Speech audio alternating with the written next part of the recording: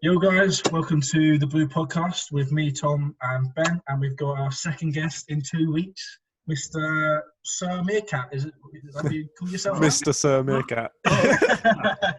Yeah, mate. Call me whatever you want.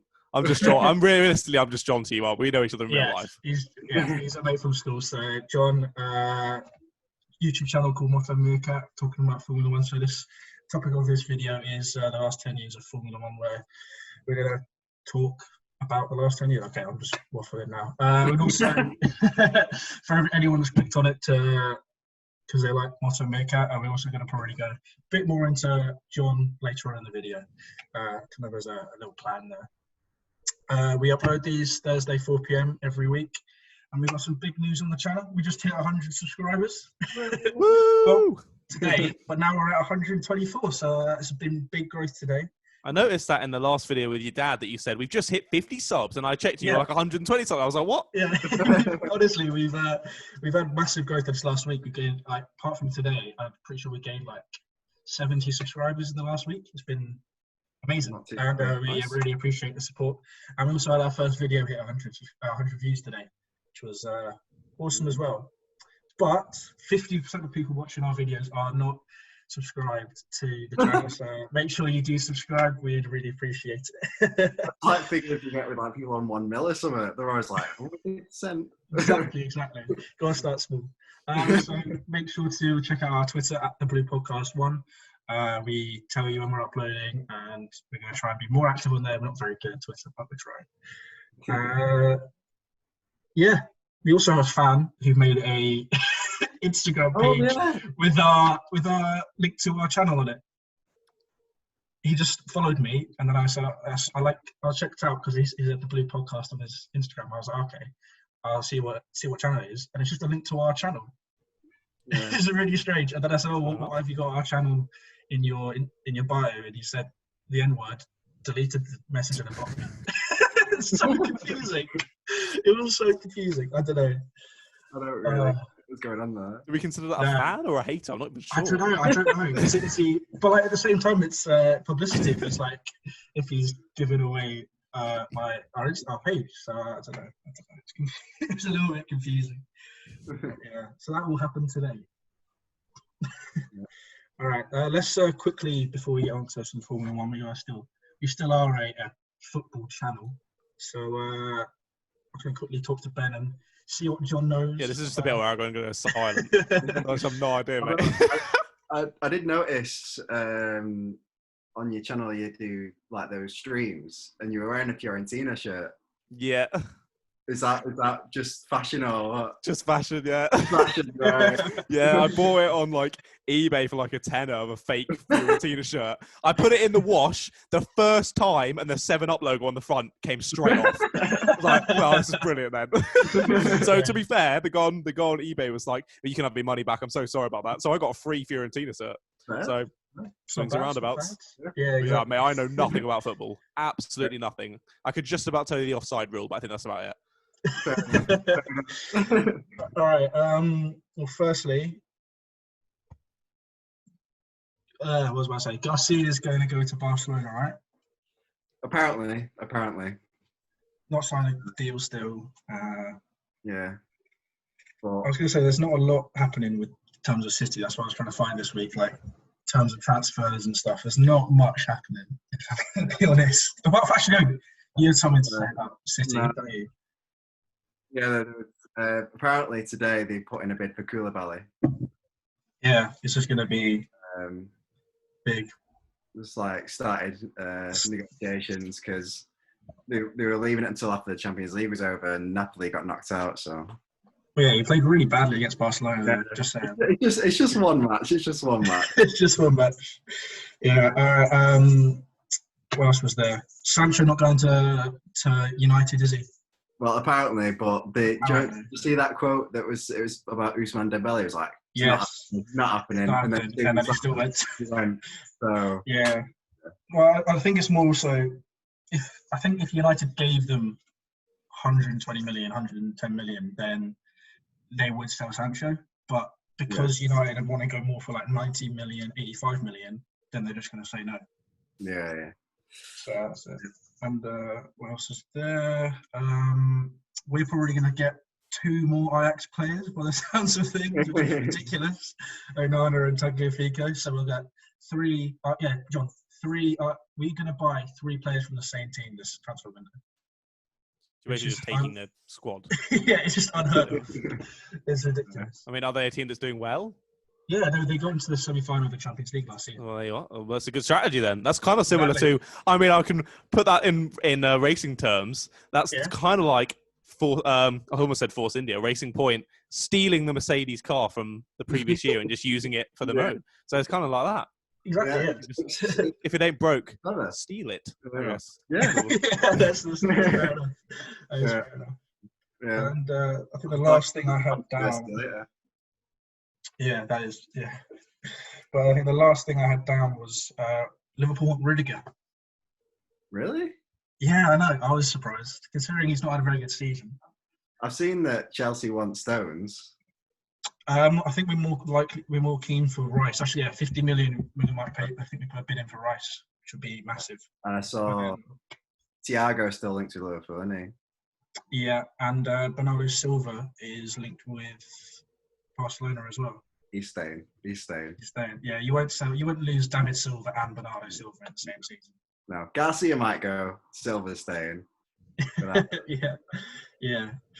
All right, that's enough about football for now. We've kind of talked about the main points, and let's get into Formula One of the last 10 years with Moto Meerkat.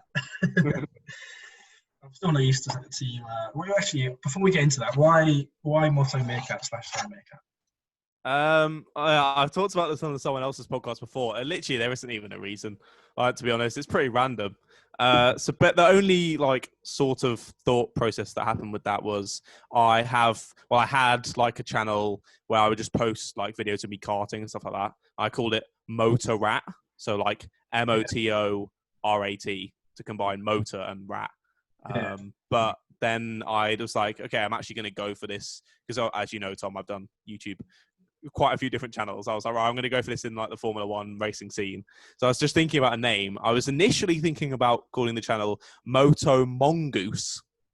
That was the first thought. But then I was like, firstly, that's maybe a little bit too difficult to spell, and secondly, most people aren't really going to know what a mongoose is. So I was like, what else can I do? Meerkat, that works. Moto Meerkat, and then I created the logo for it, and I was like, oh, that's quite cool. And I was just like, I just went with that. Otherwise, I wasn't really. The branding's good with the name. From obviously looking at your channel and stuff, it looks really. It's interesting. Do you know what I mean?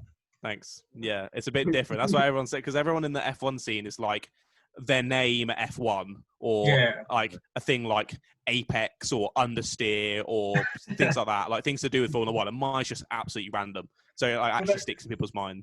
That's what I was about to say. Yeah, it does stand out, which is exactly. Good. That's what I was hoping. But everyone's just telling me I'm going to get sued by Compare the Meerkat now. So I'm not going to get sued by Compare the Meerkat. But even if you do get 100 million subscribers or whatever, there's no way that they can sue you for putting an animal. They haven't got. No, I'm currently trademarking the name anyway. So hopefully we should be good on that. Yeah. That's pretty cool. Yeah, of course. No, we should do that with Blue Podcast. We haven't quite got, was it 2.3 thousand subscribers yet? We're not quite got the. You'll be there soon. By the way, just warning you, Ben does cut out sometime. Okay. Terrible. Just like that. Yeah. I apologise in advance. So good. It's kind of like a running theme in the podcast. It's just Ben just suddenly freezes. I'll keep on talking, and then he's back. So. Yeah. Oh. Seconds. We're back. Should we get into the last 10 years of Formula One? Should we start from 2010, work our way to 2020? Yeah, that sounds good. Yeah. What have you guys got down for 2010? I mean, obviously the winner is. Actually, I obviously don't know much about Formula One. Man, I'm going to be about the same as you with knowledge on this. So, but so I was looking at it, and there's just 2 winners in the last of the season in the last 9 years. Yeah. Yep. We love the boring sport. Oh, yes. It's like the Liga of. No, it's not. There's not 2. There's 3. Yeah, there's 1. There's 3. 1. Who won it then? Oh well, yeah, Nico Rosberg. Yeah. Rosberg, yeah. Following his dad's footsteps. Was he a racer as well then? Yeah. He was indeed. Keke Rosberg. Racer.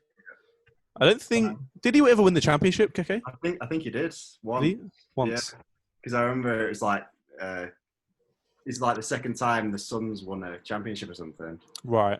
So because there's a stat about because there's obviously Damon Hill and the other father and son of them two, and so I read some stat that was like every person with the last name Hill that has entered the Formula One Championship has won the World Championship. I'll just change your name to something Hill and then. There you go. Yeah, just get a start. Just jump in. You're immediately on pace. Yeah, don't need any practice. Just my name's Hill. Yeah, there you go. Easy. Been off Hamilton because he's not signed his contract yet. I'm in there. Exactly. Perfect. To be fair, I think a toddler could win the championship in that Mercedes car. So, yeah. Is it that good then? Is it that good? Yeah. Oh, the rest is just that bad. Mate, the Mercedes from last year is like 3rd in the championship. The championship, really? The Racing Point. Yeah, the Racing Point is just the Mercedes from last year. What is the Racing Point? So Racing Point is another one of the teams. So they were. Oh God, you're gonna test me now. They were like 7th in the championship last year. Basically, they've had a massive buyout by this guy called Lawrence Stroll, whose son races in the team. So he's never gonna get sacked. And yeah, he's just pumped loads of money in, and basically they just copied the Mercedes from 2019 and have just used that as their car for this year. But they're getting into loads of drama with it because their brake ducts are way too similar to the Mercedes. So they've got a massive fine and all their points taken away from the first rounds because of that. I'm guessing that's not very good. Not great for them. It's not very good for them. A lot of teams are appealing because... Well, they're appealing because they think it's unfair, and other teams are appealing because they want it to be more severe, basically. Yeah. So the FIA are just so wishy-washy with that kind of stuff. They don't ever want to implement something. They should either go, there's no penalty at all, it's fine to race, or it's banned. Yeah. Those are the only 2 options. They can't just go down the middle and go, yeah, you shouldn't be doing that. Here's a fine and your points are taken away. But you can still use it for the rest of the championship. That's fine. It's like the dual axis steering that Mercedes. Yeah. Like, you can use it this season, but it's banned next season. Yeah. So, right. Like, what? Yeah. That's just with like trying to cover up the loopholes, really, with that thing. But even the DAS was just like a front to be like, oh, everyone look at this DAS thing, and then ignore all the other stuff that we're working on behind the scenes that you don't really know that makes them like 2 seconds quicker. So it sounds like motorsports is almost as dodgy as football is right now. Yeah.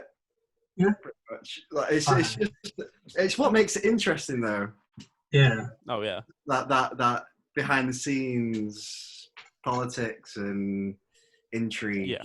Well, it's just like I'm going to rate this back to something I know. It's a bit like fighting then, because you love the whole like arguing, shouting each other at the start, which is what builds up for the fight. And I've seen that obviously happens in motorsports where you have all that build up in the behind the scenes, and then you have the race as well. Well, yeah, except with fighting, it's all like face to face and like proper arguing. This is all like behind the scenes writing formal letters to my daddy. Like commenting. Yeah, that's fair enough. It's like the all right. Did you see that? There was this video that Lando Norris did, and he was taking the mick out of Ferrari, I think, and he was filming like this red forklift. Yeah, I've seen it. And he was like, "There's Ferrari's car next to you." Yeah, yeah, it was one of the red forklifts in the paddock. Yeah, and he's like, "Oh, that's the Ferrari 2021 car." The yellow one went past. He's like, "There's the Renault." Oh, that's funny. That was good. That there's good like beef and like fun banter between the teams, I'm guessing. Oh yeah, a lot of banter.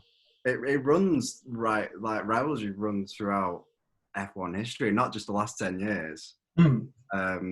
So like, do you remember I was asking you if you watched that film Rush? Yeah. That's about James Hunt and Niki Lauda, and that's like the most iconic, well, one of the most iconic. I was supposed to watch that before this bloody podcast as homework. I didn't. I think it's a cracking film, but you gave me that as homework last time I spoke to you. Watch Rush. Good. And then like Senna, who's the other guy? Who's Prost, Senna and Prost.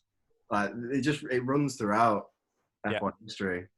Yeah, there's always some sort of rivalry going on. Yeah. I mean, it's something we don't really have at the moment, do we? Because the only people battling in the front is Bottas and Hamilton. There's not really any rivalry there, is there? Hamilton's just far superior. Yeah. Bottas just... I don't know. I just don't think he cares enough. He's a Mercedes simp, is what he is, realistically. Are they both Mercedes? Yeah, they're both Mercedes. The Mercedes at Silverstone on qualifying was 1.5 seconds a lap quicker than the next car. Yeah. I remember when I was younger, I used to think that all the F1 cars were like the same, and it was all about the driver. Ideally, they would be, because then it would be our actual skill. Yeah, well, that's what you get for when you watch Formula 2 and Formula 3, because they're both spec series. So all the cars are the same, but then it's like the teams and like who's working for the teams and then the drivers who actually make it like different and competitive. Whereas, Formula 1's more sort of like the spectacle of automotive engineering of how much the teams can get out of the budgets they have. Because they sign up for the new seasons coming up. And they've changed it so the teams get less money. So it kind of there's a budget cap now. So hopefully that what is it? Changes it a bit. It's like 450 mil, something like that. Something like that. Something like that. Per car or per team? Per team, yeah. Yeah, for the year.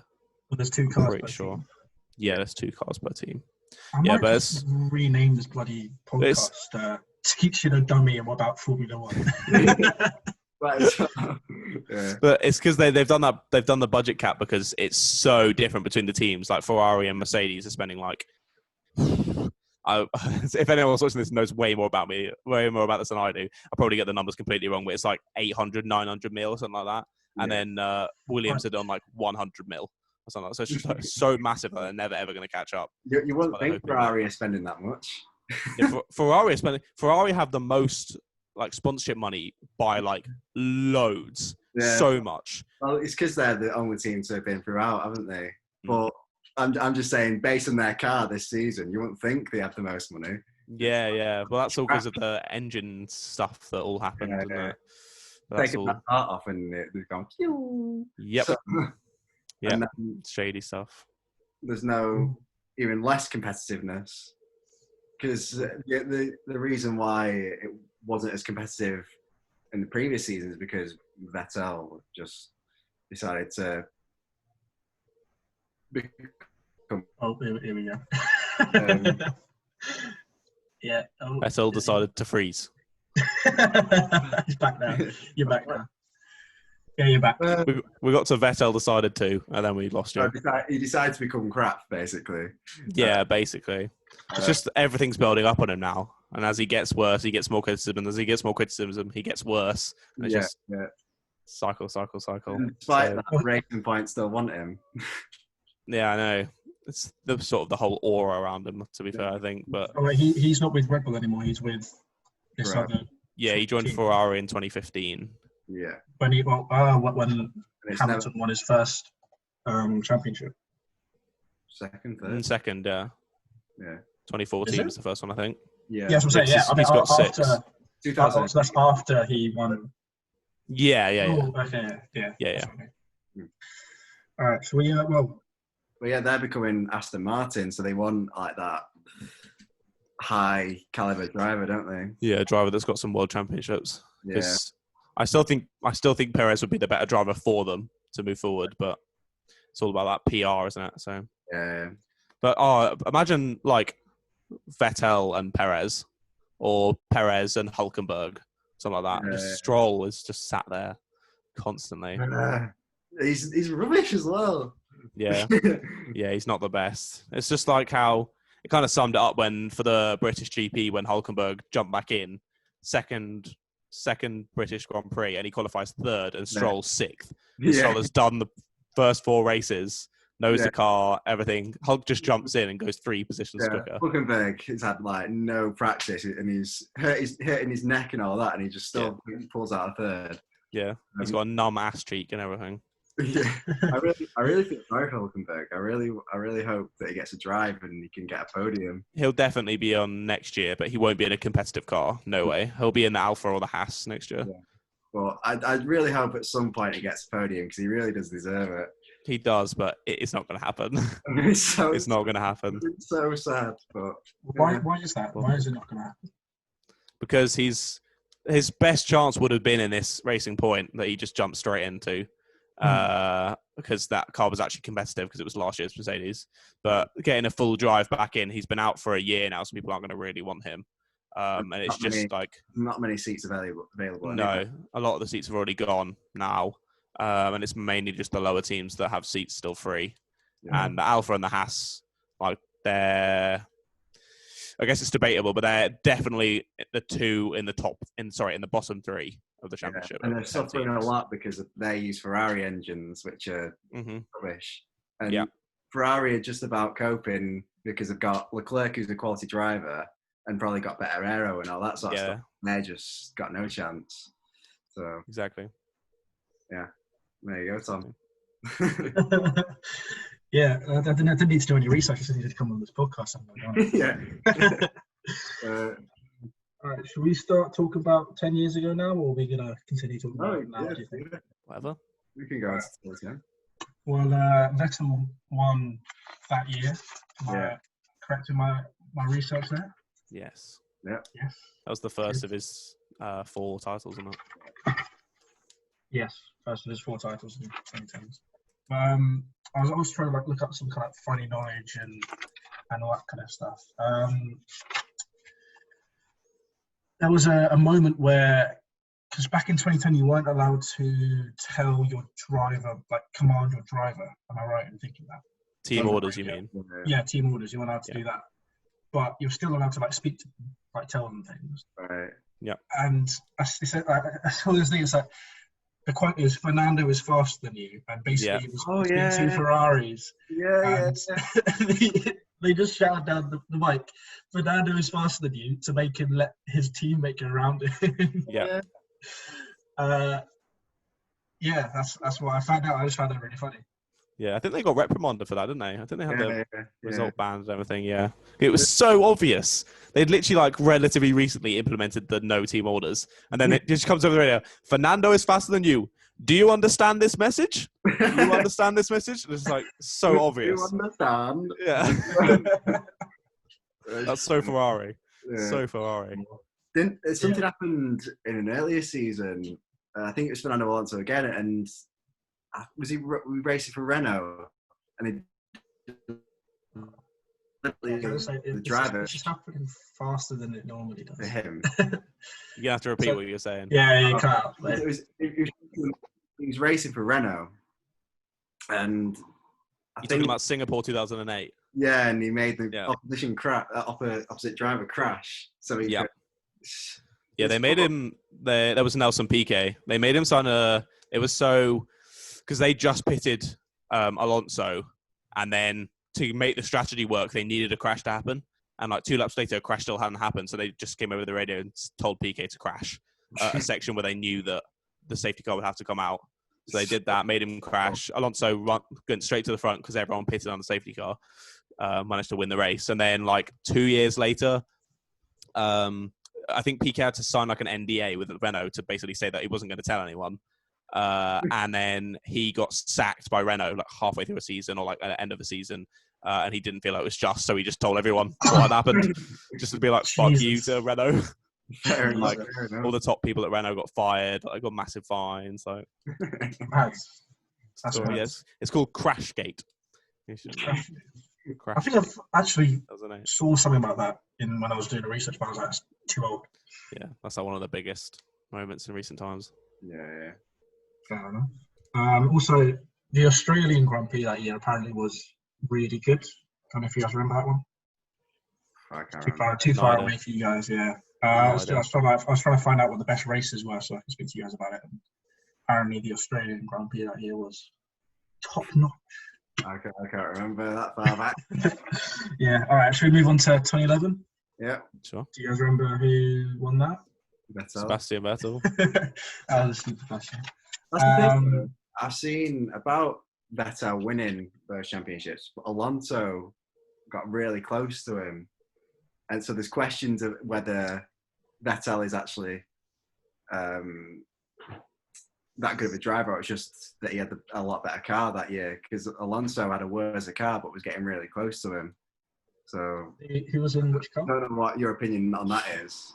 Yeah, was it 2011 or was it 2012 where Alonso was really close? I can't remember. Was it later than that? I don't remember. Yeah, but there was 1 year around that time where Tom Fernando was in the Ferrari, and the Ferrari was absolute crap. I think Felipe Massa finished like down in the mid-table, and Fernando managed to still win a few races. He won. I'm pretty sure it was 2012 because I'm pretty sure he won the Spanish Grand Prix on the Valencia street circuit that year. Right. And that was like massive that he'd done that in the terrible car. In the European Grand Prix. Yeah, European Grand Prix. Yeah, because I have that no doubt as a big race. Yes. Yeah, that was like the biggest one of 2012. And yeah, that was. But obviously, it does come down to the car a lot with Formula One, as you guys were saying earlier. Like you can have the best driver, but if they're in the worst car, they're not going to win. Like it's just how it is. So yeah, I think Vettel was still a fantastic driver. I think he's still an amazing driver, but Alonso can just do magic with crap cars. Yeah. So would you say Alonso is better, or? Oh. I'm going to put out, I don't really like Fernando Alonso a huge amount, so I need to put that out of the way. Right, okay. I'd probably say both in their prime, I'd probably say Alonso's the better driver. Right. Okay. Yeah, I actually even had down here 2012 Alonso wins brilliantly for Ferrari in the 2012 year. Yeah. You're saying that through gritted teeth. He's like, yeah. He was amazing in the Renault in the early 2000s. He was just incredible. Yeah. It was surprising that he hasn't won more championships, especially with the length of time he's been in the sport. But he just got on both his big moves with McLaren. They just completely fucked him. Yeah. Absolutely fucked him. Had a pump car both times. Yeah. But also, he's a little crybaby bitch. So yes, he's such a dick. That came out of nowhere. He is. So it's so annoying. That's why he joined McLaren when they had a good car in 2008. But Hamilton joined at the same year, and Fernando Alonso just couldn't stand that they were giving them the equal treatment. He wanted to be the number one driver, even though Hamilton was so good. He was like, I don't care. He's the rookie. I should be getting preferential treatment here. And that's why he left. You're building up that comment. It was like, yeah. Right, yeah, I was building up. Ready. We're on 2011, aren't we? Oh, yeah, sorry, I skipped all of it. We're sort of just skipping around. The Canadian Grand Prix apparently was really good. Yes, 2012. Oh no, was that 2011? Yeah. 2011. That was Jenson Button. Yeah, because I remember watching that, and it was because Vettel was driving, and he could see him in his mirrors, and he went really wide, and because it was wet as well, wasn't it? Yeah, it was just drying. Yeah. Yeah, and he drifted, and then Button just came through. He was like, "Yeah, cheers for that." Yeah, well, Button pitted like 3 times during that race, was it? Or maybe even more than that. Something I'm not like sure. Yeah, because he started really far down, and then he was last, wasn't he? Yeah, I'm pretty sure he was last or pit lane start or something. And then he was involved in a crash, came in, had to pit. Then he had another crash with Hamilton, came in, had to pit again, and then just tore through the entire pack in the last 5-6 laps. Managed to win. Button is a F1 driver that I have heard of. Has he won any titles? Yeah, he won 1 title in 2009 with Brawn. But again, that's another thing of people saying that he didn't really deserve it because the Brawn car was so much better than all of the rest of the cars. And then Mercedes bought Brawn out, so that became Mercedes. Yeah. Which is strange because the season after Mercedes were awful. Yeah. But yeah, well, that was because in 2009, Brawn were only so fast because of I can't remember the guy's name now, but the chief technical officer who'd come up with the double diffuser. Which gave the car so much more straight line speed, which made it so much quicker. And it was only them and 2 other teams that had the double diffuser. So then Brawn won the first however many races. And once the teams had realised about this double diffuser, made their own, then Brawn just weren't as fast anymore. So Red Bull so nearly won the 2009 championship, and Vettel almost won the 2009 championship, and realistically should have done. But Brawn just got lucky. He got enough points at the start of the season. We were able to take it. Yeah. Button's not complaining. No, Button's very happy with it. Yeah, there's a meme where it's like Button with his baby sat on his lap, and his baby's like reading his autobiography book, and the caption is like, Dad, you got really lucky with that Brawn card, didn't you? And it just says, "Shut up, son." Oh dear. So that was the Canadian Grand Prix when Button picked Vettel. Yeah, just about on the last lap. Cool. And we spoke about 2012, where Vettel won it as well.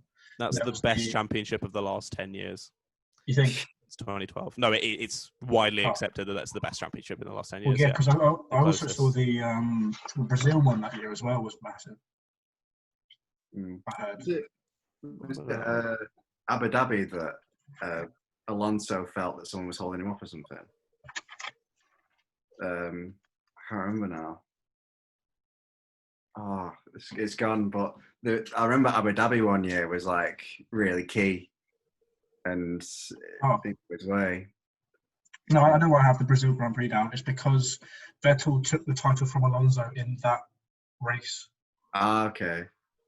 So it must have been. Is Brazil normally one of the last ones? Yes, second. Yeah, Brazil was the last one for that season. Yeah. Yeah. So that's obviously nowadays it's like third last. Yeah. Right. So I'm probably thinking Brazil then. Yeah. So Vettel obviously beats Alonso in that race, which then allows him to win the title. Right. So that's why it's obviously such a big championship, because it literally came down to the last race. Yeah. Never happened. It used to. Yeah, it used to most seasons. Yeah. Now we finish on like the fifth last round. Last season was like the fifth last round. How many rounds are there? Oh crap. 21. Yeah, well this season's going to be different, but yeah, last season was 20 or 21, and then there was a couple extra added for this year, but obviously that hasn't. 13 or something this year. Yeah. All right. They're doing quite a few in Italy, aren't they? Yeah, there's 3 in Italy on the updated calendar now. So we've got Monza, Mugello, Imola. Right. Could be interesting. Should be good. Yeah. Are they doing more kind of with less travelling because of coronavirus? Yeah. Okay. Yeah. So they've got an updated calendar that we still don't know, like, the end of it. They're updating it, like, constantly, adding new tracks. So we're going to, like, 2 or 3 new tracks that we've never been to before, and then, like, 2 or 3 new tracks where we've been to them, like, way in the past.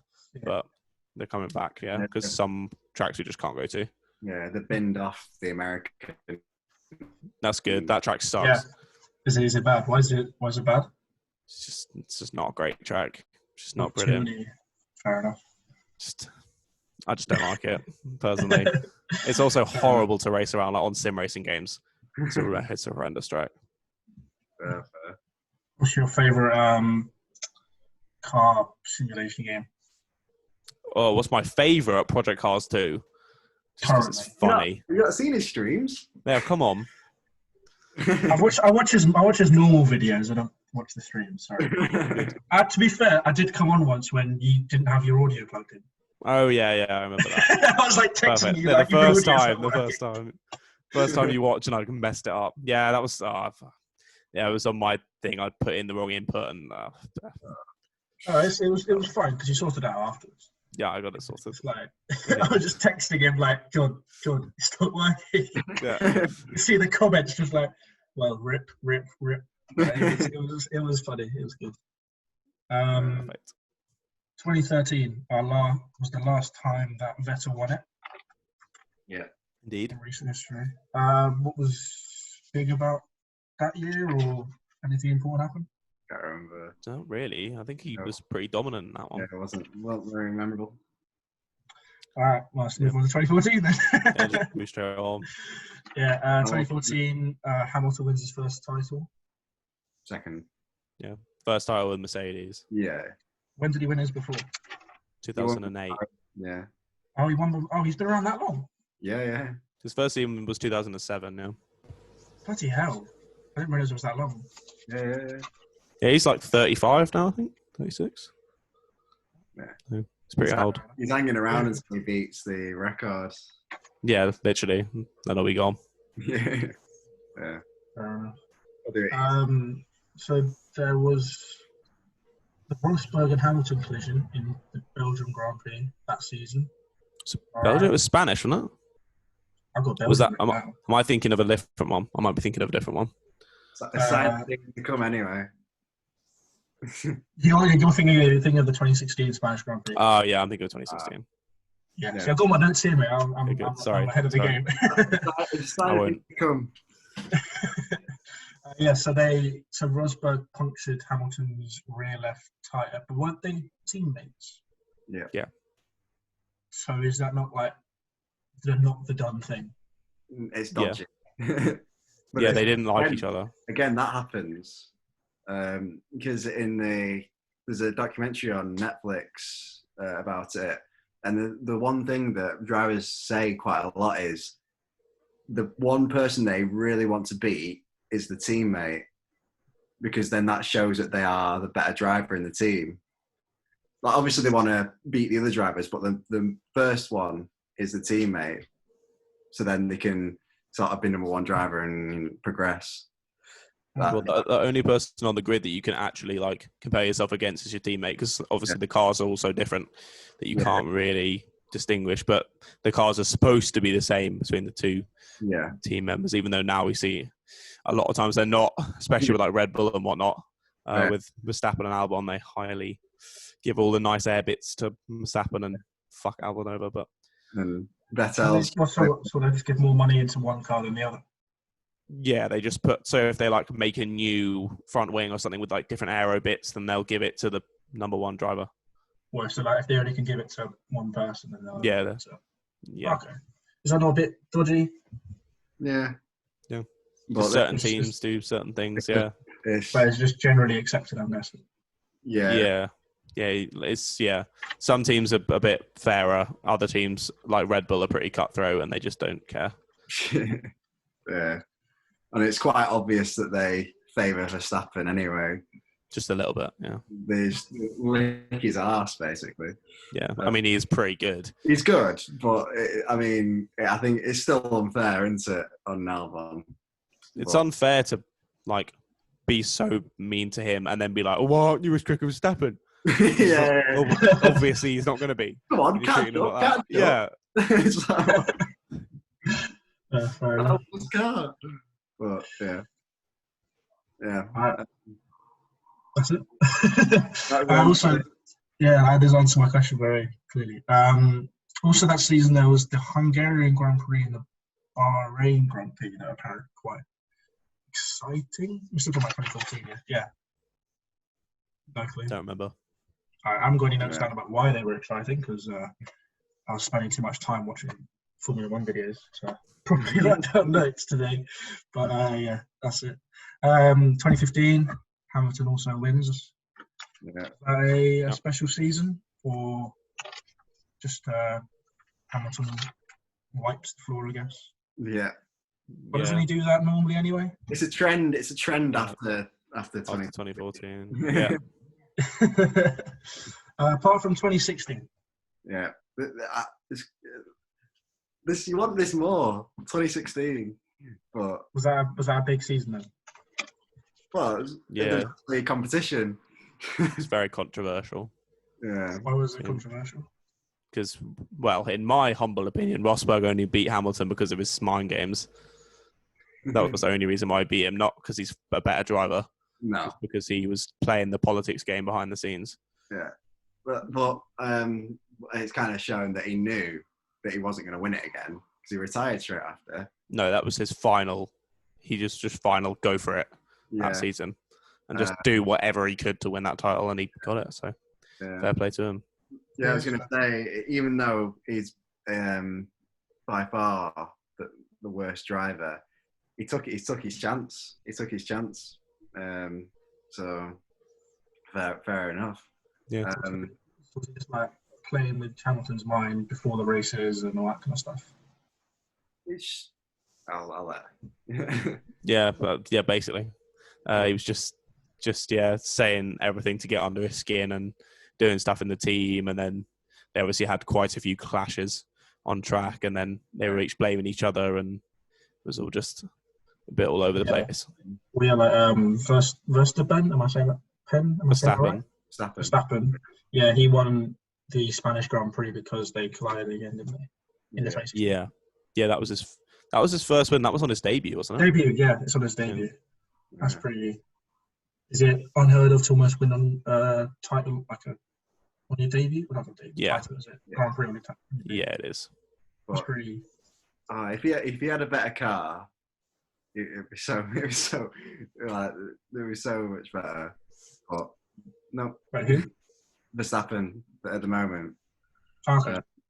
Because obviously he won the last race, but that's only because Mercedes had problems with the tyres.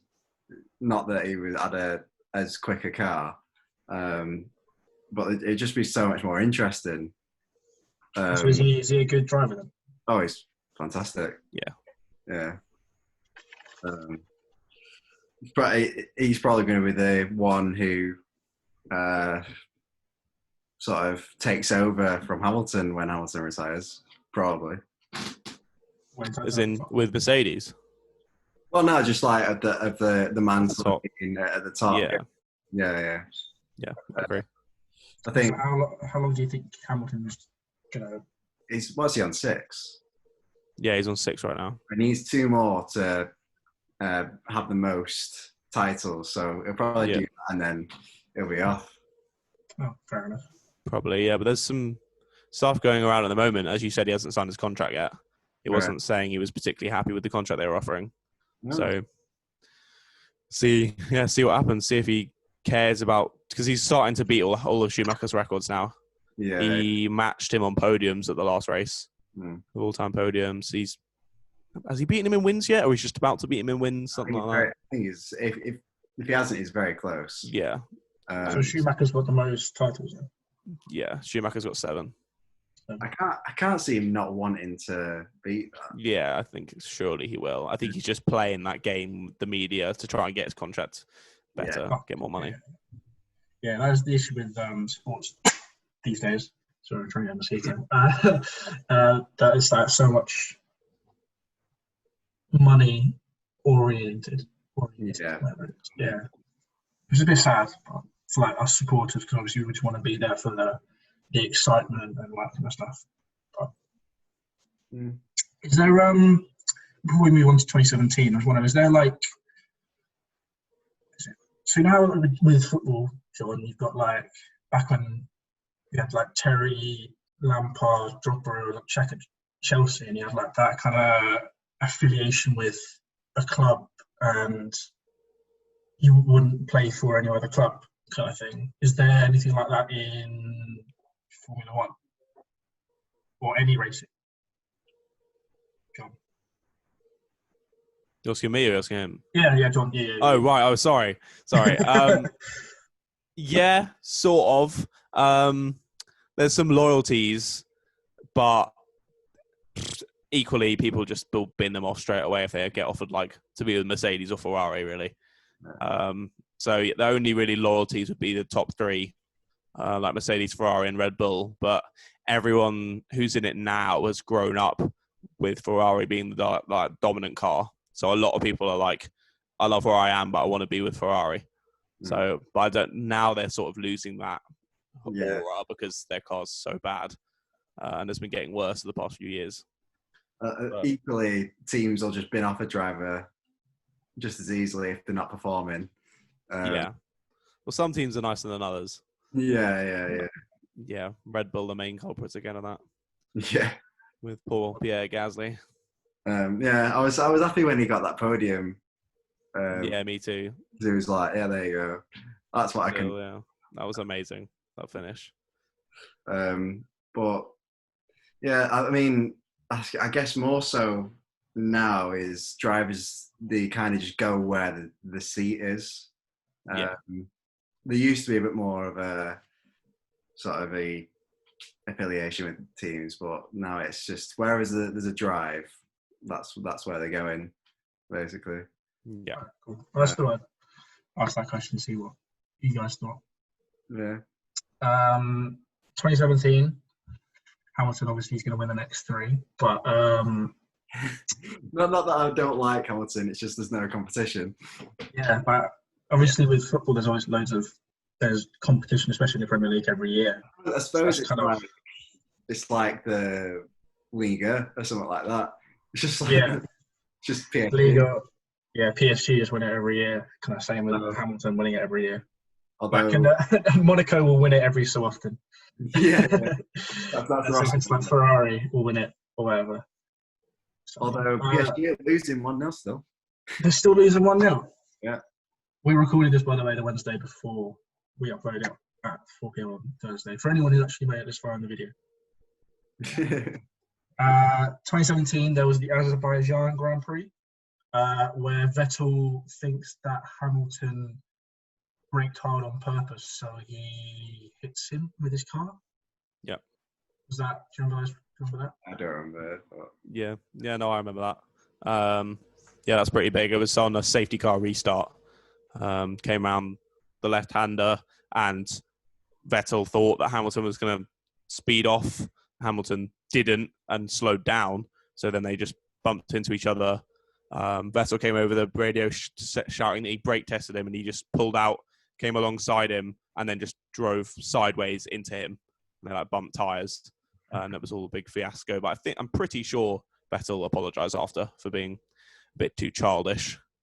But I think it's to be a theme I've noticed with race car drivers. They're a bit, what's the word? Like hot-headed. Almost. Yeah, like, oh, I'm the best. You just no one knows. I mean, you have to have that. You have to think that you're the best. Yeah. You can't be like, even if someone else is quicker than you, you can't be like they're quicker. You have to be like the fastest driver on the grid. There's less being humble, I'm guessing. Yeah. I mean, I guess some drivers further down the grid who are humble, but the ones especially at the top are like we're the best. But they have to be. Because if you're not never going to win anything. So. Hamilton claims that he's humble, but I think he says it a bit too much. I think it does the opposite effect. Yeah, it's like it's the person that says that they're humble all the time isn't very humble. Yeah, exactly. Okay. 2018. There's no point in mentioning who wins it. The Singapore Grand Prix. The magic lap. Vettel. Magic lap, wasn't it, from Hamilton? The magic lap. Yeah, it's like Hamilton's. I don't know what it was, but it was like Hamilton had like the best lap of all time or something. I don't remember what it was. I don't know. I could be chatting out my house. No idea. And then there was the German Grand Prix that year as well.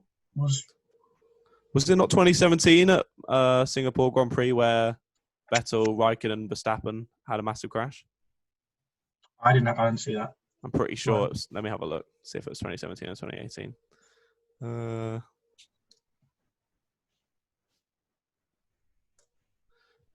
It was indeed 2017 Singapore. Yeah, that was the biggest moment of the race. Was at the first corner. Or not even at the first corner, before the first corner. They had, so Vettel started on pole, Verstappen was second, and Raikkonen was behind Verstappen in fourth. Verstappen got a better getaway than Vettel in first, so Vettel came across to block him from passing, but he didn't realise that Raikkonen had got such a good start in fourth, who would come along the left-hand side of Vettel. So, came along the left side of Verstappen. Vettel came over to cover Verstappen off, squeezed Verstappen into Raikkonen, and there was just a massive crash between all of them. And then you go down into the first corner and it goes left. So they were all then coming down completely out of control into the first corner and just collected loads of other people. It was a good team radio because Verstappen got in the crash with Raikkonen, and then as he was going down towards the first corner, was on the team radio, and he goes, I've crashed. And then like midway through the second time he says, I've crashed, he hits into Alonso in the McLaren. So you hear, he goes, I've crashed, like that as he hits him. So you hear him on the radio, which is good. But yeah, that was the best. That was the biggest point of the race. Vettel seems a little bit like a twat. Just a little bit. From the sounds of what I've heard. Apparently behind the scenes he's a really down-to-earth, nice guy. Apparently he's really lovely.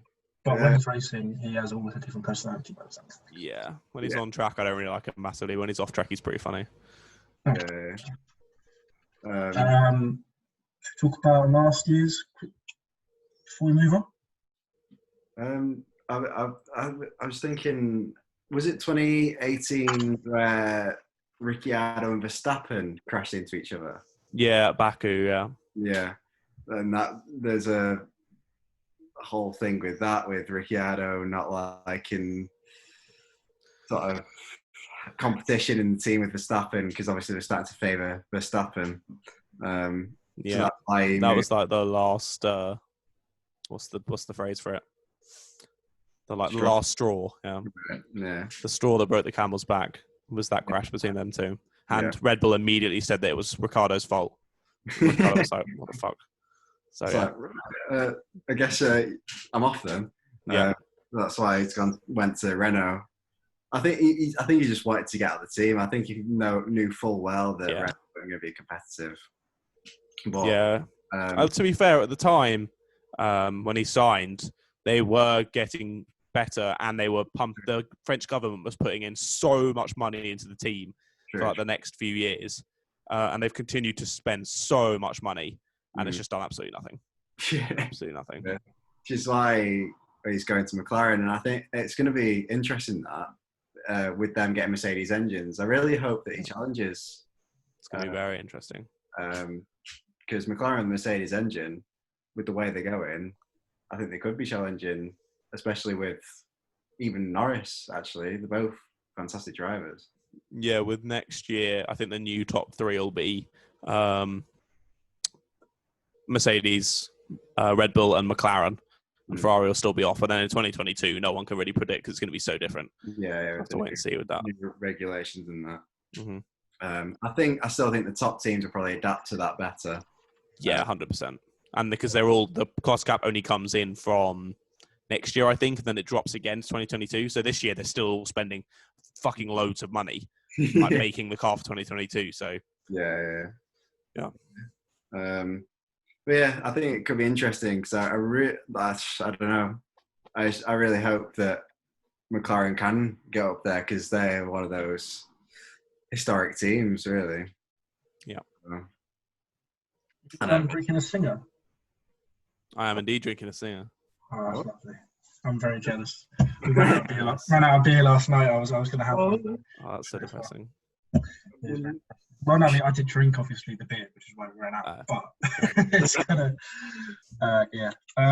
Should we talk about 2019 now? You guys probably have this freshest in your memory in terms of season. Yeah. Yeah. There was the German Grand Prix and the Brazil Grand Prix apparently were massive. Yes. Yeah, the German Grand Prix was the biggest. Or the best. Yeah, he's frozen again. He's back. This is zoned out. He's completely zoned out. Yeah, the German Grand Prix was just mental because of the rain that happened. People crashing off. Nico Hülkenberg looking like he was going to get a podium and then crashing out. Bottas crashing. Hamilton crashing with unable to pit. With his in. That was like that one, wasn't it? And that was about it, really. I don't think the podium was actually too mental, that one. Was that Kvyat got a podium there? Possibly. Pretty sure, as a German. I think so. And that was really good, yeah. And that was like the best race in recent times, just because Mercedes did so badly. And Hamilton was down in like... Yeah, so like the close battles that usually happen for fourth and fifth were happening for second and third. So it was much better. Yeah. Yeah. I mean, Kvyat's an interesting one because he looked like he was out of Formula One, and then suddenly Red Bull or Toro Rosso were like, "Oh, we don't have a driver. Oh, come on, you can come back. You can come back."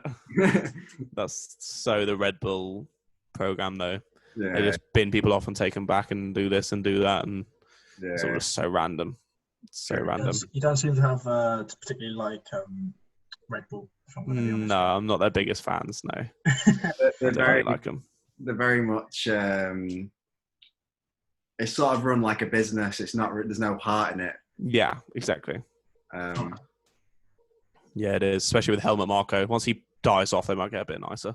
Yeah. But well, it's very much what's best for the business, and it's not really what. But then I think they've gone too far. I think their decisions aren't best for the business because they're so cutthroat that no one gets any loyalty. Everyone thinks, well, fuck, I could be out next race, so why bother trying? So it's just like, But it's not really what Formula One's about, because it's.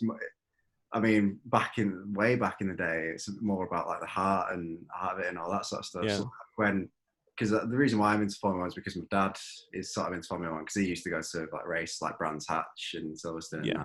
And back then, it's going back to the rivalries and stuff. It wasn't about the business. It was about the heart of drivers and that sort of the dynamic and stuff like that. Which Red Bull just don't seem to get at all. So no, exactly. But yeah, there you go. Yeah, I mean, I tell you what, I am now way more knowledgeable about Formula One now than I ever was, because hopefully everyone watching has learned something today.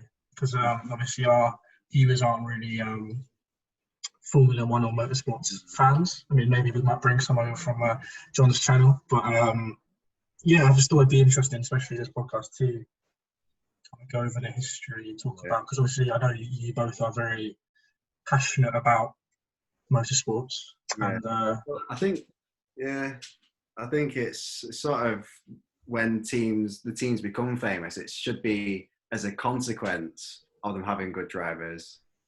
Because I don't think years down the line, people can be like, oh yeah, Red Bull, they were proper good historic team. I remember ages ago, wasn't there a couple of seasons where Red Bull had the fastest car for a while? Yeah, Vettel. Was it that Vettel? Yeah. So I remember that was literally that was one of the few times I kind of got interested in Formula One, was when it was all over the news. Was like Red Bull just had the fastest car by a country mile. Yeah. Well, it's like I don't know, they might, but I just can't see people being like, oh, Red Bull, like they had some cracking cars down the line, because it's more now it's McLaren, Ferrari. I mean, I would say Williams, but because historically they were absolutely fantastic, but now they're just dog. So but I don't know. What do you think? Do you think that people look back and be like, "Oh, Red Bull, they were cracking"? Like, I don't know. I think they will for the seasons where they were amazing. Yeah, because they were just so dominant for multiple years, like 4 years. They were properly dominant. But I guess you're maybe looking at it because you're saying about how Ferrari and McLaren and stuff like that. I think you're maybe looking at that because they are actually car manufacturers. Maybe it's the fact that it's a Red Bull engineering company does smear it a little bit. Yeah. God's sake. To be fair, he's back there. He's back there. It's true. It's true. But because I suppose Mercedes up until 2010, they had only competed in a couple of seasons way back when. Yeah. But I suppose because they are a proper car manufacturer, you'd be more they're more memorable just because they're a car manufacturer. But yeah, I don't know. I think I don't think people they probably will remember Red Bull as being fantastic in that, but I don't think they're going to have the same sort of emotion and and sort of when you look at like the iconic cars and you look at the liveries, they're not going to be like, oh, fantastic. They're going to just like, yeah. But I don't know. You never know. Because it's like... What's your opinion on that then, though? I just disagree completely. Honestly. Yeah, a lot of people's favourite liveries are the Red Bull liveries, iconic cars. Well, no, I'm not saying the bad liveries. I'm just saying... No, I know. Like, compared to... So say you're looking at like the old McLaren that's like white and red. You're not going to be like, you know what, I prefer the Red Bull over that. In my opinion. A lot of people would. I know a lot of people that would say that. I would go for the red and white. Yeah. James Hunt McLaren every day of the week. That's true. So much That's more also, people were talking about it as well, of that livery is so iconic because they used it for so long. Like, you don't quite realize they used it for like 15 years or something. True. They used the same livery. And they obviously did well in it as well. So that's why it's become so iconic. Yeah. But the Red Bull ones remain relatively similar. Yeah. But the like initial liveries that they had in the Red Bull, like the 2008, 2009, that kind of thing, are proper iconic now. Where they had the split like the can design is with the blue and the red. Right, the blue and the silver, where it's split like that. And the cars split like that as well. Yeah. It's iconic. And then, I'm not saying they're bad. It's just that if I had to choose between those type of liveries, you know. But, fair enough. Yeah. Okay, we'll get on that topic. Why not ask you both some questions? If you had to pick your favorite car brand for the Formula One of all time, what would it be? We'll start with John first. Of all time, Jesus. Oof. Yeah. Just the brand, just the team. Yeah, the team. That is impossible. Is it? Favorite. I couldn't tell you favorite of all time, but off the top of my head, one of the best would be the Lotus from the early 2010s. The black and the gold livery on that is so fit, and they were just doing really well with Kimi Räikkönen at the time. That was pretty iconic. Like the "Just leave me alone, I know what to do" quote is a good one. And they're good. But the most iconic ones are the ones that have been around for the longest, like McLaren, Ferrari, all that kind of jazz. What's your favorite team then? Right now? Yeah, right now. Probably Williams. Williams? Even though I mean, they're not that bad anymore. They were terrible last year. They were horrendous. They're still not great. But they're still not brilliant. They're still, bottom three. But George... Sorry? Would you say that they're your all-time favorite team as well, or just current?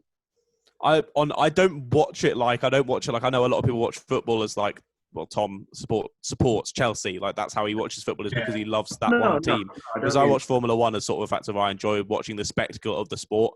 I don't really like go in thinking, right, I'm gonna watch this, and if Ferrari don't win, I'm gonna hate it. It's like I don't watch it like that. I mean, cry for a week or something. Yeah, exactly. I know so many people that do watch it like that. They watch it like it's football, and they support.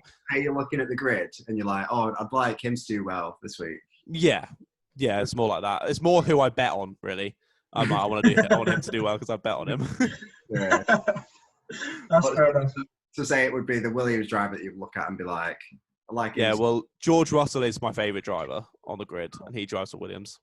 So that's probably a factor in it. But I do really like McLaren as well and what they're doing with the team. How they brought it out of the ashes, and Zach Brown has sort of been able to quite Americanise the team and give it quite a brand with Lando and Carlos, with all their memes and stuff. Which is good to see. Yeah. Well, on that note then, what's your favourite driver then of all time? Of all time? Because you were saying that you're kind of almost in for it more for the drivers than you are for the team. So, what's your favourite driver of all time? Favourite or top two then? If you're between two, then I'm not between two. I absolutely no idea. I respect so many drivers that it's impossible to pick from. My favourite as a kid was always Michael Schumacher. Yeah, I feel like that's probably just because he was the one winning everything. So I was like, oh, he must be really good. It's like all the people that support Man City right now, isn't it? But you know that it hurts. It does hurt. That is a Man City fan. I supported them before the 2008 takeover. You know, I'm teasing you. Come Steve. That was clearly a touchy subject, Jesus. No, it's because I tease him and our mate Kieran about the fact that they're City fans because of the money. I mean, I'm a Chelsea fan, so I can't really talk, but even City can't talk. So, that's all. Yeah. I know a lot of people that hate Chelsea. I think people that hate Chelsea more than any other team. So I don't know why. You know, it's because of that period of time in the mid to late noughties where we bloody dominated, and we had just like this kind of cutthroat mentality of we had the core of Drogba, Lampard, Terry, Cech, and then like Carvalho, Ashley Cole. So these are all people I recognise. Yeah, I just remember playing FIFA when I was like 11. So yeah. I was going to speak about our old channels later on in the video. Oh god, that comes into it. But was because we had that, and we just wouldn't. We'd bully teams. We would just bully teams, and just no one liked us because we were just bullying, bulldozing our way through like cups and Premier Leagues. I can't believe what just seen. What's happened? PSG winning 2-1. They scored in the 90th minute and 90 plus 3. For crying out loud, man! I wanted Atlanta to win. That would have been a shock. I can't believe they just won. Anyway, I can't believe they won. But yeah, but that's on what you were saying, John, though, about how people hate Chelsea. I've noticed a lot this season, especially. There's been a massive change in the amount of people support like Chelsea. Does that make sense? Because we've got Lampard, who everyone likes as the manager. We've got loads of young English players coming through. Is he the manager of Chelsea now? Yeah, mate. Lampard's managing Chelsea. Wasn't he managing Derby? Yeah, like 2 seasons. He literally, his first ago. Managerial season was for Derby. The next season, he's managing Chelsea to the top 4, which is with no and we lost Eden Hazard, and we had no transfers, and he's done phenomenally, in my opinion, anyway. Oh yeah, but it goes back to people are starting to like it because there's heart in it. Yes, back to that. And back in the mid to late noughties, it was run like a business. There was no heart in it. I mean, obviously for fans, but on the outside, yeah. Because we were that team who just got the Abramovich era where Abramovich came in and then just put loads of money into the club. I understand that. There's heart in it. That it's not just about the business, right? So yeah, it goes back to that. Yeah. Ben, you're getting better at bringing linking things together in these podcasts now. What can I say? It's our 10th one now, so you know. It's about time. I'm joking. Oh, wasn't that? No, we were, mate, to be fair, we were both kind of... Where's this learning coming from? I'm joking. To be fair, we've been learning on the job because, like, I mean, I did the odd podcast kind of on my other channel. Like, I think I've done like 2 or 3. I remember that. I watched that.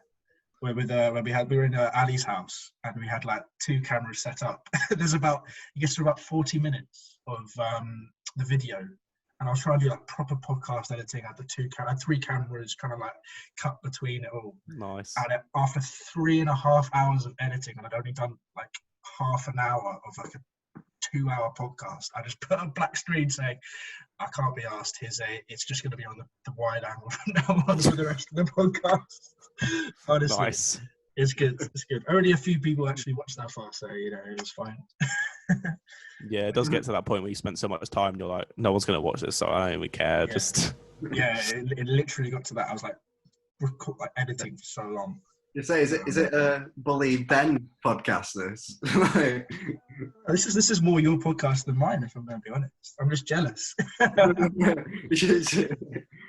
just jealous. But well, no, we'll probably move on to bullying me a little bit later when we start talking about me and John's past. Going to say with George Russell, it's probably a future Mercedes driver, along with Esteban Ocon, and I think they are both.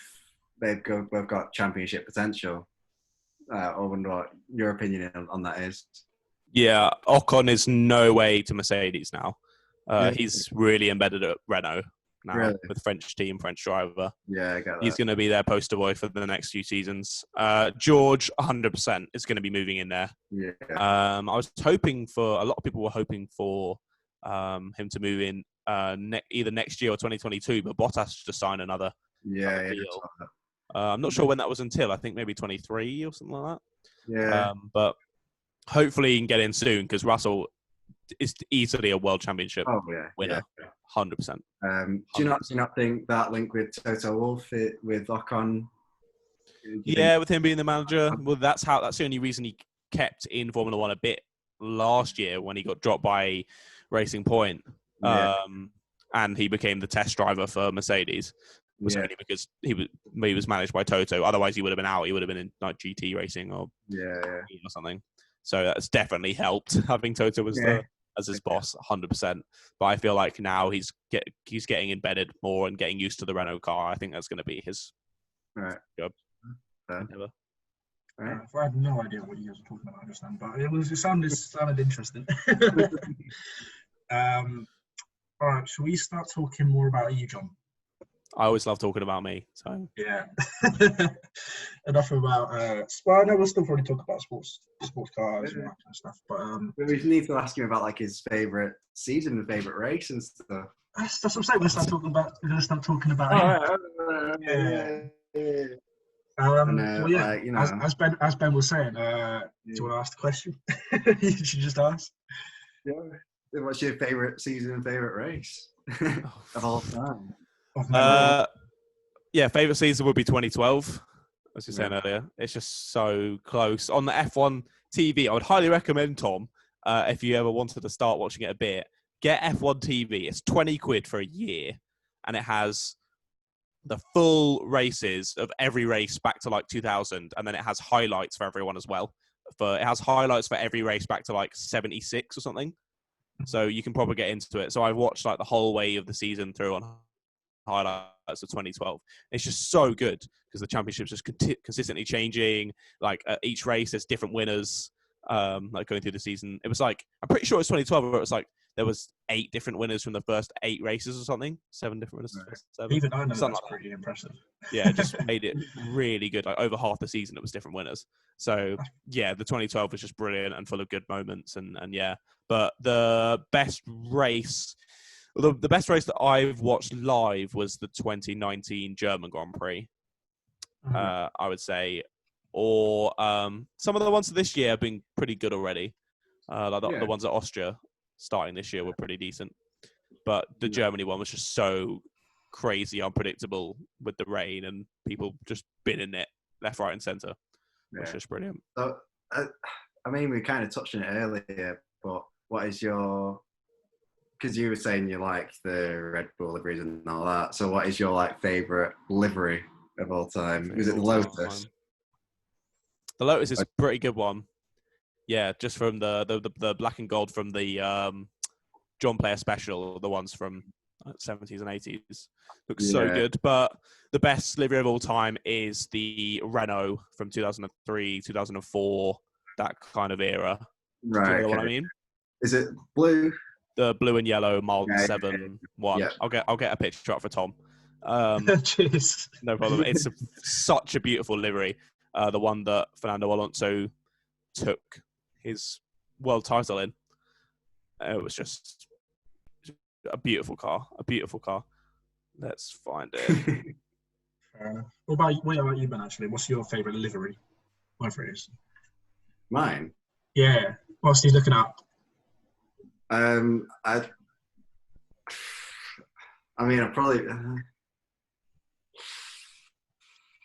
touched on it earlier. Probably the black, the white and the red McLaren. Yeah, I was going to say it. Is it that one? Should I get a picture for you? Sure, why not? I'm trying to find a decent photo. Where's the camera? Oh, I'm on this camera, aren't I? Yeah. If we can focus. I can make it out, to be fair. Focus. There you go. There we go. Oh, that is very nice, to be fair. I would like that. Yeah. Just the colours. You don't see those kind of colours nowadays. But I'd say the Lotus one, which is the one I used to see. There was it black and gold. I don't know what. Oh yeah. Oh yeah, that's nice. That's really classic as well. It looks like a classic yeah. style. Yeah. The Lotus black and gold. It was about the time that when Red Bull were doing really well was when I was doing I think that was when the Lotus. Yeah, it was the Lotus as well. I saw the Lotus because I didn't know much at the time. I was quite young still, but I remember seeing that and going, "Oh, I like black and gold." Yeah. Also, I would also say that the McLaren from when Hamilton was starting, 2007 to 2008, with the Vodafone sponsorship. Yeah, absolute classic, that one. That is beautiful. Silver. Yes. Yeah, silver. Yeah, okay, I know that one. Yeah, I know the one. All right, in saying that Lotus were sort of owned by Renault. They used Renault engines for a bit. Right. Okay. I'm pretty sure. I think they might have used Cosworth as well for a little bit. Right. What's this thing about? Because obviously I don't know much. But why do different companies use other companies' engines? Just because they're better? Yeah. So it costs absolutely loads of money to create your own engine, basically. So it's cheaper for a lot of the teams to just buy an engine from another person who actually makes them. Yeah. So in the championship right now, there's only 4 engine manufacturers. So Ferrari, Mercedes, Honda, and Renault. And Honda don't even have a team. Yeah. So Honda make engines for Red Bull and AlphaTauri. And they don't even have a team. They don't have a team. No, they just make the engines for them. I haven't got a team to sell theirs to, have they, at the moment? No, Renault is just... I'm pretty sure it is just Renault this year that used Renault engines. Yeah. Because they had... Renault used to supply Red Bull and what was then Toro Rosso, which is now AlphaTauri. But the like whole relationship just completely fell apart between them. And to be fair, Red Bull have done very well with the Honda engines. Honda engine has been great, so... It wasn't McLaren, but it was not great with McLaren. No, I think that was mainly because McLaren were trying to make such a small chassis, and Honda were trying to fit it into the chassis and just couldn't get it to work. And Red Bull were a lot more open and sort of designed the car around the engine rather than the engine around the car. I mean, McLaren's been all right with Renault, so fair enough. Yeah, they've been decent. Now they're moving to Mercedes as well, so hopefully so they're gonna continues going up. Hopefully. Oh, camera's gone. Oh, it's gone. So good. It only takes 2 seconds. Yeah, he's just changing over the battery. We can still hear him, obviously.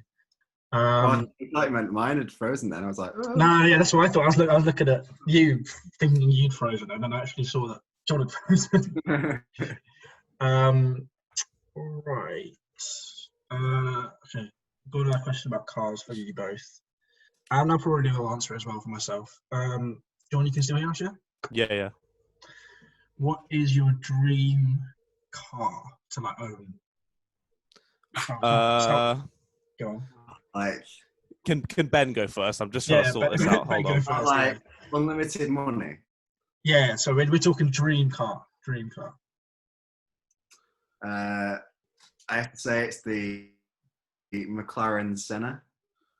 Yeah. That's what I was going to say. Genuinely, that's what I was going to say. It's a beautiful car. Have you seen it? Yeah, I know the car. Yeah. It's beautiful. Very, very. But, yeah, right. I'm afraid my camera isn't turning back on, so you're going to have to deal with the webcam now, I'm afraid. Oh, no. Apologies. It's fine. Yeah, so what are you going to say, the same one then, John? Yeah, I was going to say the McLaren Senna as well. It's just beautiful. It looks like a car out of a video game, doesn't it? Yeah. It's just so beautiful with the triple exhaust on the back as well and the massive rear wing. It just looks, it's incredible. Yeah. There you go, Tom. What about you? Mine is the Aston Martin DB5. If I could have any car just to drive around in, I would love to drive around in that. It'd just be, I don't know, I just feel like, excuse my language, the shit if I drove around in one of those. Do you know what I mean? I don't know. It's. I remember seeing the McLaren Senna on the Grand Tour, and I was like, "That's the car." Like that. If I could spend anything, that's the car. But never gonna happen. But it's beautiful. You never know. This podcast could fly away. Yeah. When you guys hit 1 million subscribers. Yeah, that would honestly be a dream. But yeah, actually, it's quite funny because my other channel, it took me 2 years. So when did we start? Well, the Macca's channel. When was that? About 2016, I think it was. Summer 2016. I forget how actually late it was in my life that I started the channel. Because I keep thinking, I was at 14, 15, I was quite young. No, I was 16 years old. Yeah. doing the whole intro, which was awful. I'm not mentioning it on here unless you want to. Hello, you lovely faces. That was I used to do my intro on my videos. I mean, you got to come up with something, didn't you? So yeah, I just thought, let's make it. It's a fine one. My one at the moment is no better. It's just what I went with. Yeah, I know it's surprisingly difficult to think of. If you want to have an intro, which is yours, it's surprisingly difficult to think of one. Yeah. Yeah. I always think with my things, just don't think about it too much. When you think about it too much, it becomes so difficult, and then you get so critiquing of yourself. Just whatever flows comes to mind.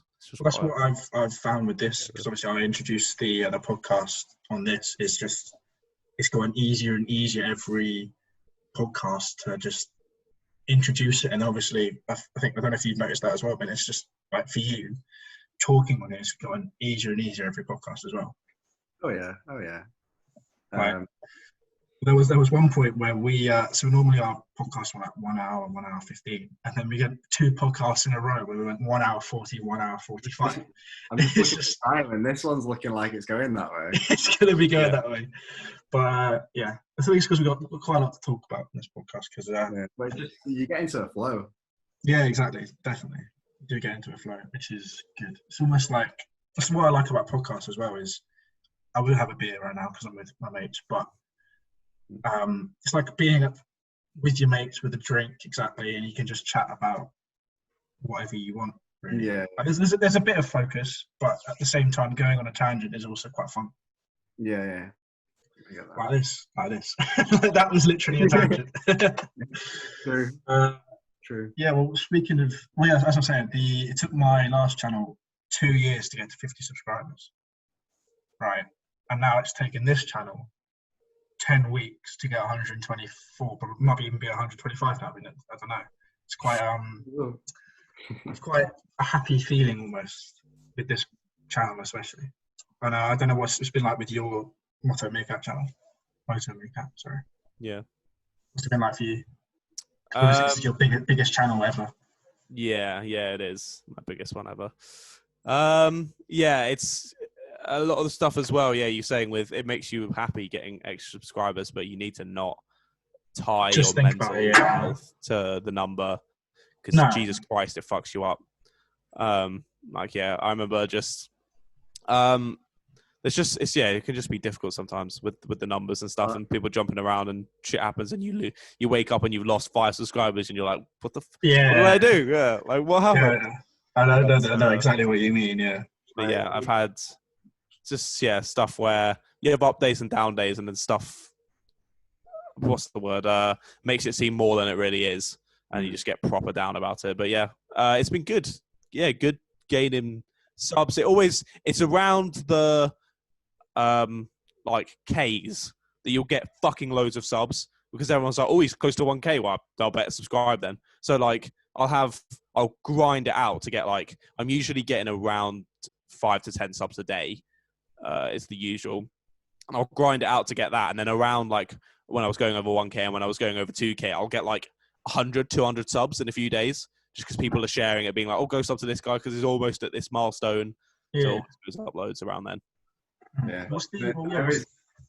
I always get so like wake up, and then a couple of hours into the day I see, Macca's Snapchat. I'm like, oh, what's this? But we're on 120 subs. Oh, it's like it's progressing. It's like, we're on 80 subs. We're on 90.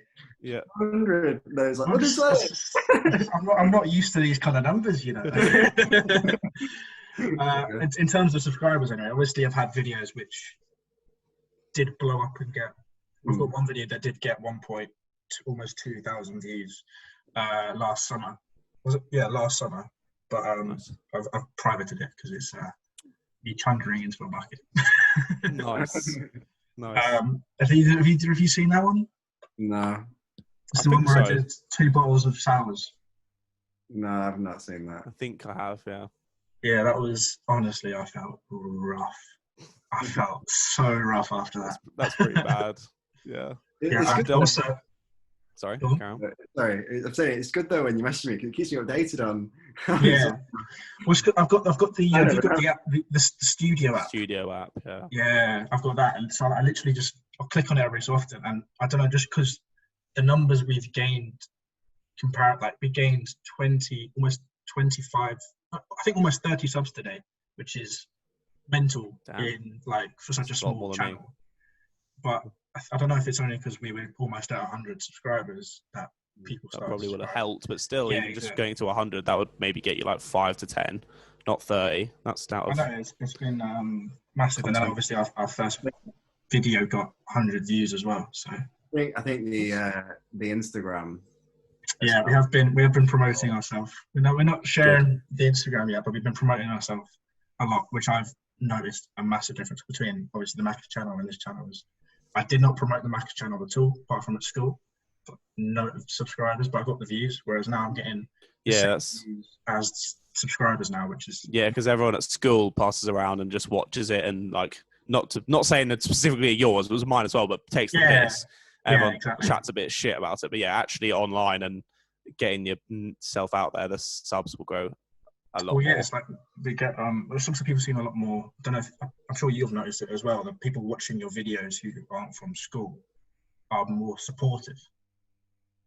Yeah, there's both. I feel like at school it was more sort of just like teasing rather than actually being mean. Whereas on real internet, it's either people are nice to you or they are genuinely mean to you. Oh yeah, I remember I did. I'm not sure if you know Ben, a guy called Josh Revel on YouTube. Does motorsport videos. He's just about to hit 100K actually. I was in one of his videos a few weeks ago. Did a little collab with him. And obviously in it he's like blah blah blah, go sub to Moto Meerkat, thanks for being in the video, blah blah blah. And I commented under it saying like, thank you mate, thanks for having me on, it was so much fun. The first person to reply to it about a minute after I posted was just, you need to make your cartoon fatter. I was like, cool, thanks mate. Literally the first thing. So yeah, you learn when you start to get a bit more an audience and stuff, you start to grow a thicker skin because you get used to just people calling you fat and ugly and saying you're shit content. Well, speaking about thicker skin, I'm not sure Ben will know about this, but back in school when me and John wanted to blow up almost, it was more I kind of said to John, yeah, it's nothing about me. It's nothing about you, yeah. I said, I thought, would it be all right? I said, would it be all right if I did a diss track on you? I was just like yeah. I guess. But that both those videos went massive at school. Yeah, it was huge. It was also the replayability of them, the songs. Yeah, the songs. Yeah, they were songs. Mine was trash. Oh my God. Yours was shit. Mine was so bad. And you had James on, and it just was flames. Honestly. Thanks. Both of your verses were just way more. I don't know if I've got there's more dirt on me, probably. Yeah, I should probably apologise for that. I do apologise, mate. I was a bit. Oh, no, I don't mean a bit harsh. You know me, I don't really care. You did it, and I was just like, are you going to make a reply? Are you going to make a reply? What's happening? And I was like, yeah, I'm going to fucking kill him. Yeah. I'm going to crucify him. Yeah, I could have always wished that you'd done the diss track first, because then I would have. Yeah. I don't know if you knew. You were the villain. Really put that much effort into it. I just went I was just making lyrics class, maths class, and then just in a car park, and it was just like easy going. You just come in with this fully edited, fully completely perfectly lyricized raps, and it was just. Yeah, I spent a lot of time on it. Did you private that video now or take it down? It's unlisted. What does that mean? So I can anyone can watch it if I send them the link. Okay, yeah. It's on because I just rebranded the channel that was on to the Moto Meerkat. Oh, okay. So yeah, I just rebranded it. Also, it's all still on the same channel, just unlisted. Yeah. How many views did that diss track get? Like 2,500, I think. Yeah. So there's a video out there. Lucky man. You don't know this at high school. Yeah, it was kind of like I don't know, just the whole school was buzzing about, especially John, about my one. Everyone knew it sucked, but they were like, "Oh, John will do this," and then John did his, and then everyone was buzzing about how bloody much better it was than mine. And that, it was mad. When I prioritised it, it had 2,567 Yeah. And I remember I took mine down quite early on, didn't I? Yeah, you took yours down like, was it before I even posted mine? Yeah, it was before you posted. It was like the morning after I posted it, because like my dad was deputy head at the school, so I was like, okay, I don't want to put him into any trouble. Yeah, that's fair. But I remember like I was at 1,000 views by the morning, and I'd only posted it like 7:30 at night, and I was just like, what the hell? This is like, which is why I was so scared and wanted to take it down, because I was like, I was hearing teachers were playing it in their classrooms, and I was like, okay, I've got to put this down. Yeah, there were teachers, like there were people playing it in form class when like we weren't even there. And there was like different year groups as well. It was there'd be like a teacher that has never taught me before, just be like, oh, I've seen your diss track. We're like, right, okay, cool. It was really strange. It was odd. It was like a mini. It was like mini celebrity going viral. Mini celebrity in the school. It was quite fun. Yeah, it was quite funny. Yeah, but we've been the only two really doing YouTube in our school. Really, there was Ben Borman who did his was it a stop motion? And he did all the voices, wasn't it? No, I haven't seen that. That was Fregeen. No, was it? I haven't seen that. He did like stop motion Lego, and he banged views. I'm telling you, he had like, I think in one video was like almost 100,000. Oh no, like 10,000 views on one. Like, it was ridiculous. Madness. Well, Jamie Sims is the one, or at least that I know, that has the most subscribers and views and everything. I haven't seen his channel recently. He has like 2 or 3 million channel views, something like that. Yeah, he has like 8K subs, I think. A few million channel views. He's probably the best in our school for like the whole editing, and he's so good at editing. So good at editing. Yeah, so I can't really compete with that. No, I can't compete with you, and let alone you can't compete with Jamie Sims. So yeah, would you have anything like that at your school then? No. No chance. No chance. I think ours was a bit too posh. Yeah. If someone did that at our school, you'd be absolutely destroyed. Yeah. The thing is that was kind of the fun of it at the same time. I don't know if you felt. No, I mean, like you were saying, like it was sort of playful, like. Yeah. Yeah, it was. Yeah. Hours, it would just be like you'd be getting like absolutely rinsed. Like, the mick would be taken out of you properly. Trust me, after that diss track from John, everyone would just quote the bloody diss track to me all the time. And I mean for like a solid year. Yeah. Just people would just quote the diss track at me. Didn't have to be that. It'd just be different people, different lyrics. Couldn't even know them from the school. No, it was all from school, obviously. But I mean, it was like the entire year group. Oh, okay. How many of us were there? A few hundred. Yeah, and like couple hundred. I think it was just under 200, wasn't it? Yeah. I think I'll agree. Yeah. And like, everyone would just, if I did something, they'd be like, quote the diss track. Yeah. But, apologies. No, I've got pretty thick skin, so I'm not too fussed, to be honest. It was bloody funny. So I see the funny side. It was funny. Always. And I did the diss track first, so I put it myself on a platter for you. Yeah, you did. You had it coming. I was more pissed off at James though, because I said to James, "Oh, would you do the diss track with me?" Because he'd already written one for you, and I was like, "Oh, yeah, I remember that, yeah." And he was like, "Oh no," I was like, "Will you do it for Johnny?" He's like, "Oh no, I wouldn't do it for Johnny either. Like, I just don't want to be involved." And then he just kind of appears. No one knew he was on the diss track. I swear. No, I hadn't told anyone. No one knew, and he just appears on the diss track, and it's just like, "Oh, you twat!" Backstabbed you there. Yeah, like we were DT buddies as everything as well, like for the entire sixth form, and he just comes in.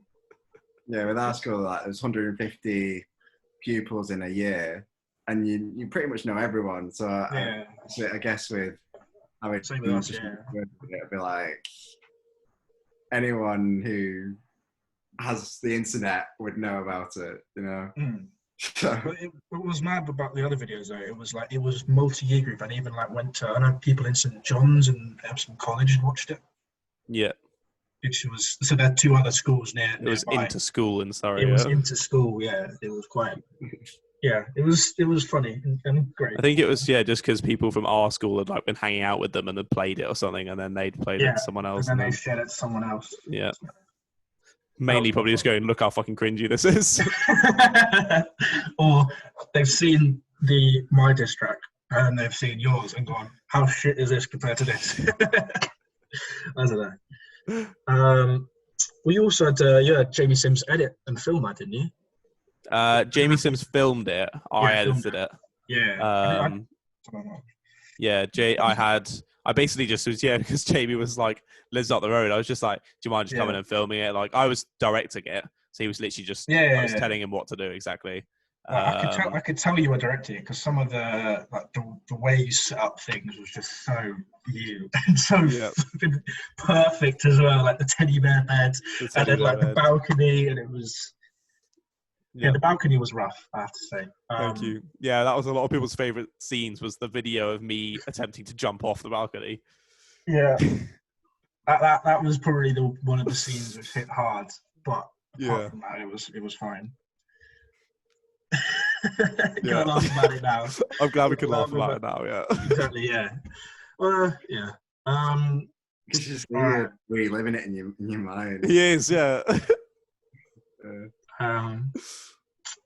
No balcony in this house anymore. So. Anyway, we've talked about the name of your channel. Let's talk about the names of your past channels. Do you remember all of them? Mainly, yeah, probably. Ones I actually uploaded on. Ones I uploaded on. Just John was the latest one in sixth form. That was like the one when I was doing Macca's. Yeah. And then before that was Those Guys Online. Yeah. Jamie Sims. I remember that. Which is great. And then I don't even remember what my first channel was called. The one which I made when I was like 12 or 13, maybe. I honestly don't remember. And I had a channel before, I had a channel after Those Guys Online, which was by myself, called JRZ. Yes, JRZ. I remember that. That was the one where we did the FIFA football one. Yes. That was a good. I really enjoyed that video because we basically the football was the FIFA. Oh fuck! When I broke the camera. Yes. Oh yeah, I remember that. That was so funny. Oh my god, that we were literally filming. It was like throwing it down with rain. It was so windy, and then it fell over and it got all mud in the fucking lens. Yeah, that was. I had to buy a new camera. That was shit. Did you? Yeah, of course. I had to buy a new camera. A few £100. Which for a 14-year-old was a lot. Yeah. Well, it still is, to be honest. I'm not buying it for it. I know, yeah. Pounds worth of camera, but yeah, I remember that. That was good fun. I remember that. That was a fun video to film, though. I enjoyed that. And that whole field now, because they've left, there's nothing up there anymore. So that whole field now is just long grass. Is it? Yeah, there's nothing there anymore. That sucks. I know. Memories. Memories it's memories. I remember your editing on that because you hadn't really done. I don't think you'd done too much editing before that video. No. I remember that you everyone was like, "Oh, you pulled out of the bag in terms of the editing on that video," because you just made it you had the meme background, sounds and all that kind of stuff. It was Still looking back on it now, it's so shit. It's so bad. But it's the base of what I've sort of built up off it now. I still my humour's still the same. I'm just a bit better at executing it now, I think. That was the time when I had the what channel was that called then? The one I did with Ben. Max Gaming. Jesus Christ. That's a throwback. Max Gaming. Oh my god. That was mad. Ben's just sat there what is going on? You got 20 channels between you or something. Yeah. Something like that. Yeah. I've had 5 that I've actually uploaded on, and I've had 9. I've had 3 of them. I've had an uploaded on. Actually, no, that's a lie. I also have had. Actually, no, that's a lie. I've had 5. 2 of them no one knows about because I just was I'm not letting anyone know about it. Yeah, fair enough. One of them was. Kieran's going to hate me for mentioning this. If you look for podcast 126 on YouTube, I might come up. Podcast 126. Yeah, it was it was in first year, and our flat decided to do. I managed to persuade them to do a podcast. I thought that was on your Macca's channel. No, I uploaded one of them on the Macca's channel. Yeah, because I remember seeing a podcast on the Macca's channel where it was like you and your flatmates in the kitchen. Yeah. But we actually had a channel. We had a separate channel as well, which was funny. And then I also did like one where I did a few like mobile games on when I was bored. But nice. Yeah, I think 10. Yeah, I found it. You found it? Yeah, found it. Nice. I won't zoom in, but yeah. Yeah, I've got it. Podcast 126. Don't take us seriously. Yeah. Yeah, that was good. That was funny. 7 subscribers. Yeah, I'm pretty sure that was breaking the internet. That was just all of us, probably. Yeah. Fair enough. Nice. Yeah. Well, what I was going to say, I said to you yesterday, didn't I? What I've noticed more with your current videos than in the past, I think I've also found with doing the podcast compared to my channel, is you're more passionate about what you're doing. Yeah. Would you agree with that? Yeah, 100%. I'm so much more passionate. It's like, it's sort of at the point of now where I'm 19. I'm 20 even. I don't remember my own age. I've only got one more year of uni. Like, I actually have to start worrying about life now and jobs and whatnot. And that's what I've always wanted to do since I was like 12, is making YouTube videos. So I thought, fuck it, let's just go for it at this point. I really enjoy motor racing and I really enjoy making videos. So it sort of just comes together quite naturally. And I really enjoy making them. When I have that idea come to mind, I'm like, that's going to be a really good video. And then I can just script it, record it, get into editing it like I'm proper passionate. And I just really enjoy doing it. It doesn't feel like I'm doing work at all. It's good fun. Yeah. I mean, this is obviously your first channel, but isn't it? I'm guessing. I mean, it's not really my channel, but it is. No, it's our channel, definitely. The first one that I've done anything. It's not even the first one I've done anything. I've just never had one before this. Yeah. I mean, what's it like? It's more your idea, really. The podcast was my idea, but I have to say, like, a lot of some of the videos that we've had recently, like, we're gonna have your dad on next week. Like, you have contributed massily to the channel, and I'm not sure I would be able to do this, honestly, without you. But it's almost like True Geordie. So he's got there's Brian, True Geordie, and then there's Lawrence. Am I Lawrence? You're my Lawrence. You do look quite like him, to be fair. Yeah, that's what I thought as well. I'm just not 6'4" and you don't look much like True Geordie. Yeah. I actually need to get tattoo sleeves and everything. You're nearly there. Yeah. So, what's it kind of like? Obviously, being John, I've done YouTube most of our memory. What's it like for you, kind of coming into and doing YouTube? I can't tell if you're frozen right now. I think he is. Oh, he was frozen. I was looking at him like he's not blinking. I mean, to be honest, I'm not even thinking of it like it is YouTube. I'm just kind of, it's just a bit of fun, really. Yeah. It's like you're saying before, it's just basically having a chat with your mates for me. And it's, it's funny. So that's basically where it is for me, because it's not. Like I say, it's just I enjoy it, but it like in my head, it's not like, oh, this is a video for YouTube. It's just kind of like it's just a chat with your mates, really. Well, that's like the mentality I've certainly got into with this channel. Is it's fun. I want to do it for fun, and if it goes well, then great. But I'm happy to do this for as long as it is, even if it doesn't. If that makes sense.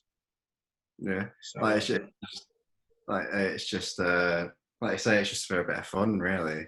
Yeah, and if it does blow up at some point, then that's like sick, because we're doing what we would want to do normally, and then added bonuses, which is, I guess, obviously turning back to John with his passion. It's like kind of what you're doing. You're doing something you're passionate about. Doesn't even feel like a job, and blowing up would just be awesome. I guess. Exactly. I think John kind of touched on it, because I guess with your previous channels, your mentality was in terms of like subscribers and views and that. But with this one, you kind of switched it so that it's a bit more about the fun and, enjoying it.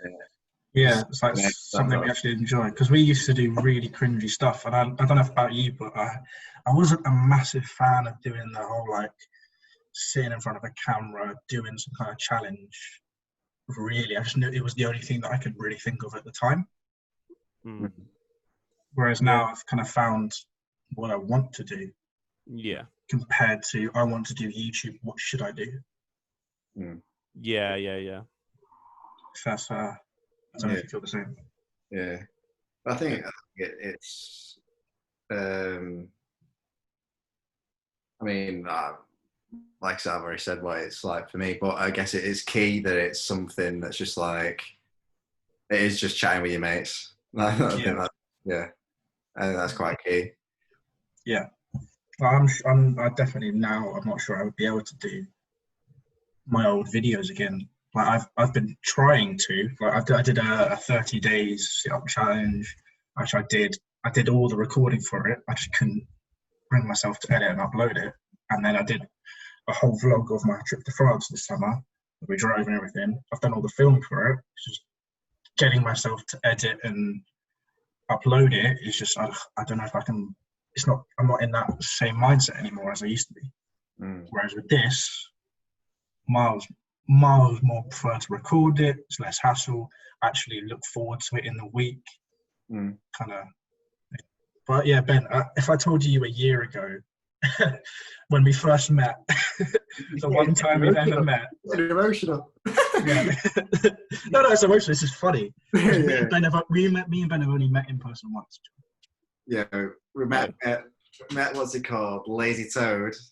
Yeah, so we met once in a pub, had a few drinks with my mate Kieran, who goes to uni with me and knows Ben from school. Yeah, played some pool.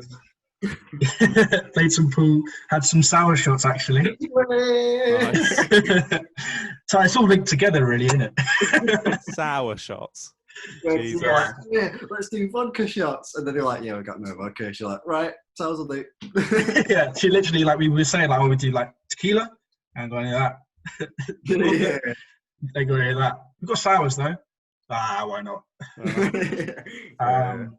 What I was saying, if I met you a year, like, when we first met, and I said, the date when we're going to start doing a podcast together for 10 weeks strong, would you believe me?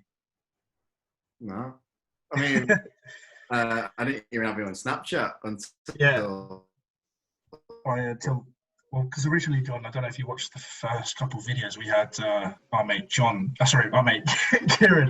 in it as well. But he, I don't know, I don't really enjoy it as much as we did, so he dropped out. Fair enough. But yeah, because it's strange how Kieran's kind of allowed this to happen. I don't know if allowed this to happen. Because like known him. Allowing it to happen. Yeah. No, it's not allowed it to happen. I'm wording. I'm bad with words. I get what you mean, I think he's just thinking, oh, great, two our mates are doing something. Yeah, exactly. That's what he's thinking. But yeah, I didn't even have you on Snapchat until like you came up with this thing. Yeah, to this idea. But John, back to you, because it's just technically a podcast more about you than us. I'm guessing, I know you've spoken about, was it Russell? What was the name? Russell. Yeah. I'm guessing you've obviously, I know I spoke to you about before, that you've got a lot more contacts in the motorsports YouTubing world now that you've had this channel.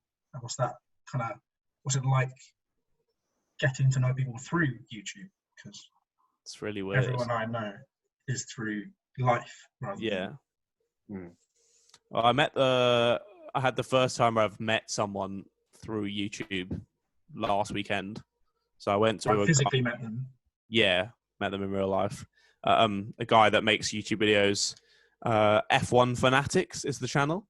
If anyone watching wants to go and subscribe to him, he's a good man. We've just been chatting for a while. He's like one of the main guys, the welcomers. He's just so lovely. He always welcomes new people into the community and blah, blah, blah. And he lives pretty close to me. So we were chatting and then just like, should we watch the Grand Prix together? So we did. And then we did a live stream on his channel and made some videos and stuff. And that was cool. But yeah, just meeting people through it is weird. You start to realize once you get like proper into a community that everyone like knows everyone and talks to everyone all about the shop. So I've got a few mates that I've made, and like people, you realize how humble people are, even though they're like got loads of subscribers, like Josh Rebel, who's almost got 100k now, but like chats to everyone on Twitter exactly the same. He doesn't shut anyone down and just be like, fuck off, I've got 100k, I don't care, sort of thing. Like, it's just lovely. Yeah. And even people like, there's a company I was telling you about, WTF1. Yeah, that's what I was going to ask you about later, yeah. Benjamin might know WTF1, I would hope. Oh, okay. They're like the biggest Formula One YouTube. I mean, the only thing I thought I keep up with it, and I just watch. You probably don't like this, but I just watch the Sky F1 channel.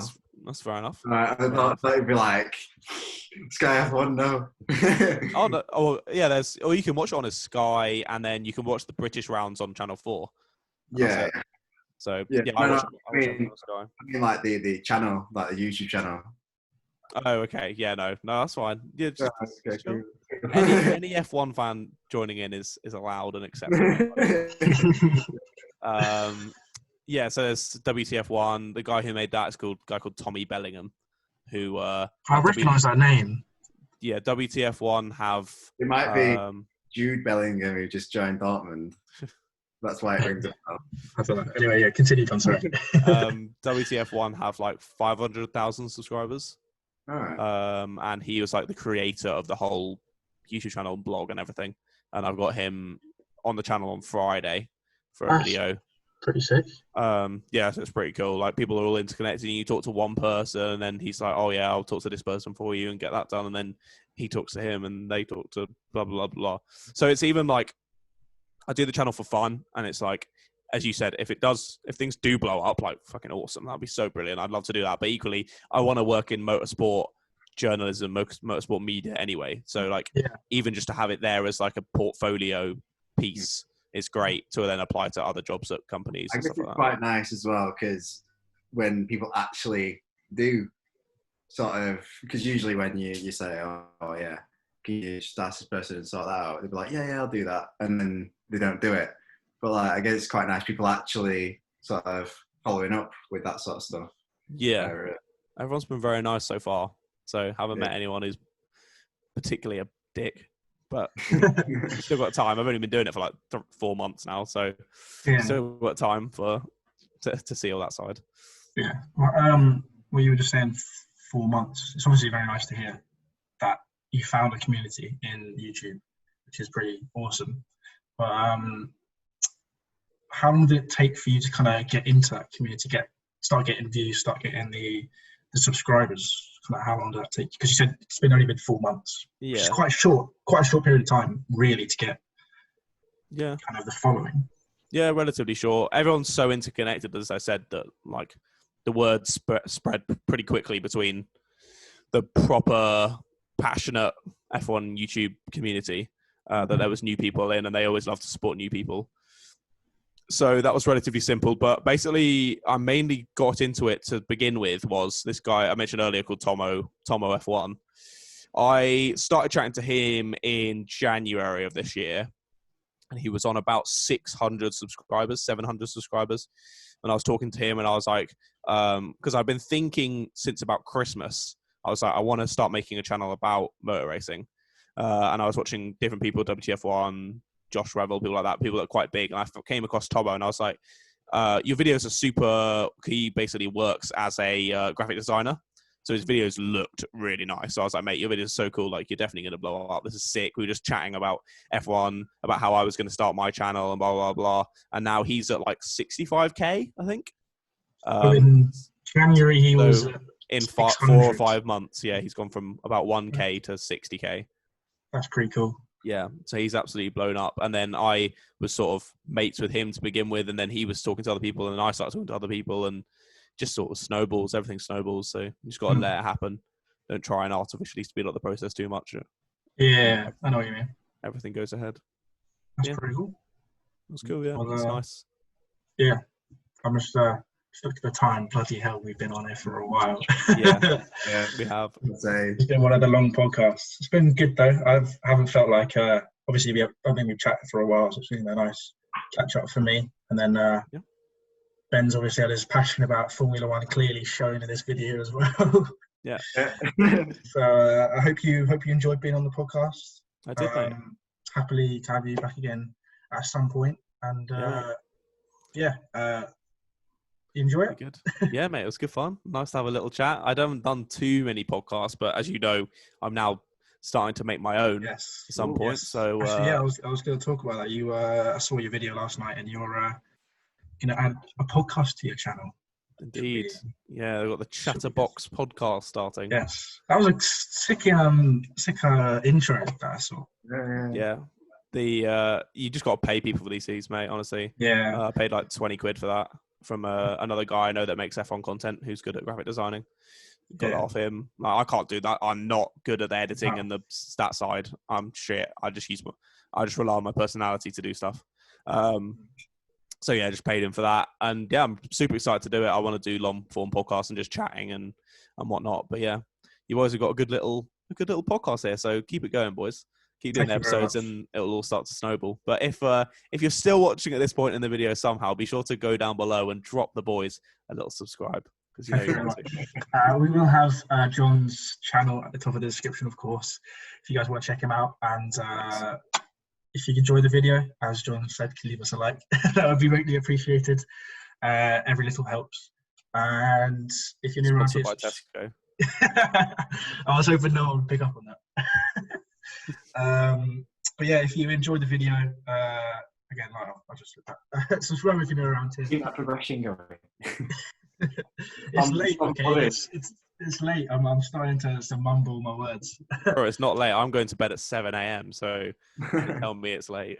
He's got Kieran. He's got his same as Kieran in his sleeping patterns because we used to struggle initially with getting Kieran on the podcast at the times we were awake because he'd be asleep during the day and awake at night.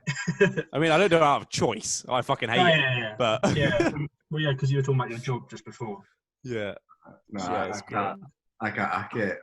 Neither can I. Yeah, but I get like £800 a month, so I'm like. Oh, that's fair. It's fair enough. Yeah. Yeah. Great. So we'll see you guys on Thursday at 4 p.m. next week.